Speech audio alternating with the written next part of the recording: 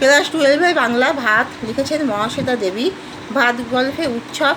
তার গ্রাম সম্পর্কে ভগিনী বাসিনীর সাহায্যে বড় বাড়িতে এসেছেন। সে থাকে দক্ষিণাঞ্চলে, সুন্দরবনের বাদা অঞ্চলে। সেখানে ভাতের মানে যথেষ্ট সেখানে চালের রপ্তানি আমদানি চললেও সে যেহেতু গরিব ছিল, তার পক্ষে ভাত খাওয়া ঠিক মতন হতো না এবং সেখানে সে খুবই দুঃখী ছিল। তার বউ, ছেলে, মেয়ে সকলেই সেই বন্যার জলে ভেসে গেছে এবং সে নিঃস্ব। তার অনেক দিন ঠিক করে খাওয়া হয় না, তাই সে বড় বাড়িতে হাড় ভাঙা পরিশ্রম করে কাঠ কেটেছে সেই ভাত খাবার জন্য।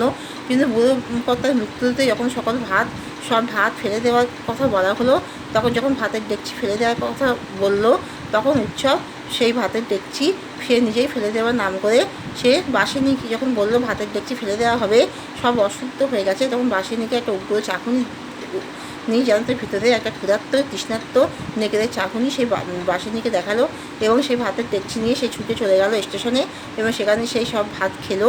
সেই এতদিনের যে ক্ষুধা, সে ভাত খাওয়ার যে আকাঙ্ক্ষা, যে তার ঠিকভাবে এতদিন পেট ভরে ভাত খাওয়াই হয়নি, তার ভাত জোটেইনি। তার ভাত জোটেনি। সে সতীশবাবুর কাছে কাজ করতো জমিতে, কিন্তু সতীশবাবু তার কাছে ভাত চেয়েও সে পায়নি। সে এতদিন ধরে তার যে ভাত খাওয়ার যে তৃষ্ণা, সে এতদিন যে ভাত খেতে পায়নি, তার যে অভাব দারিদ্র চরম আকার ধারণ করেছে, সেই অভাব দারিদ্রের জন্য সে এতদিন যে ভাত খায়নি, সেই ভাত খাওয়ার আকুল কষ্ট থেকে সে ভাত খেয়ে নিল স্টেশনে গিয়ে এবং সেখানে ঘুমিয়ে পড়ল। পরের দিন পিতলের ডেকচি চুরির অপরাধে তাকে পুলিশ গ্রেপ্তার করলো। এখানে এই ভাত গল্পটিকে কেন্দ্র করে এই মূল যে মনোভাবটি, গরিবের যে ভাত খাওয়ার যে আত্মনাদ হাহাকার এখানে প্রকাশিত হয়েছে।